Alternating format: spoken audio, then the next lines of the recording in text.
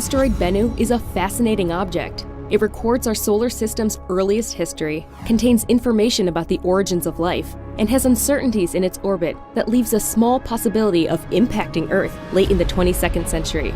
These properties make Bennu the perfect target for NASA's OSIRIS-REx asteroid sample return mission.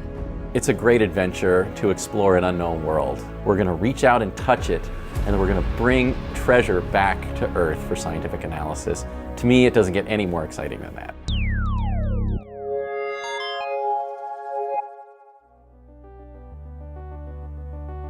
There is a huge scientific payoff of delivering a sample of asteroid Bennu directly into the hands of scientists. We want to understand the origin of the Earth, the origin of the Moon, the other terrestrial planets, but the earliest histories of those bodies is wiped out. The asteroids record the earliest stages of the solar system, so it really is a time capsule from the very dawn of the history of our solar system.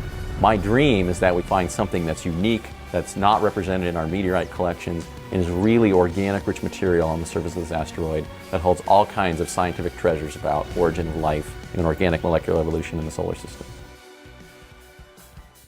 In addition to the planetary science, sending a spacecraft to asteroid Bennu will let us better understand the orbit of this near-Earth object. Bennu is 4,000 to 5,000 times more massive than the meteor that exploded above Chelyabinsk, Russia in 2013, and there's a small chance that Bennu could hit us late in the next century, depending on how its orbit evolves.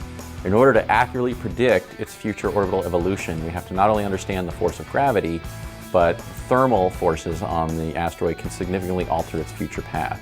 So we're going to study not only the thermal emission coming off of Bennu, but we're also going to build up a global model to make sure we understand the theory that underlies this, and so that we can use it to accurately predict where Bennu is going to be in the future and apply it to other potentially hazardous asteroids to really help us understand the impact hazard.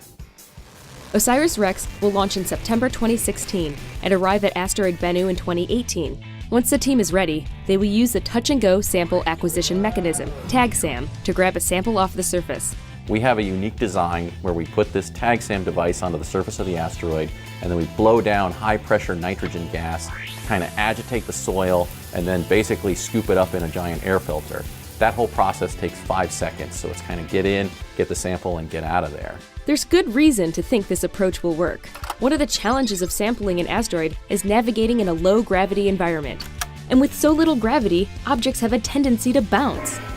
Our design is to bounce off the surface of the asteroid. In fact, we've got a spring in the forearm of our TAG-SAM device, which is acting literally like a pogo stick to push us off the surface of the asteroid after we make that initial contact.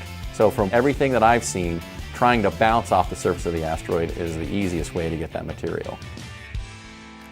Once OSIRIS-REx delivers the asteroid sample to Earth in 2023, it will have brought back the largest sample of an extraterrestrial body since the Apollo missions. And like the moon rocks from Apollo, this sample will be studied for decades to come with ever-increasing technology.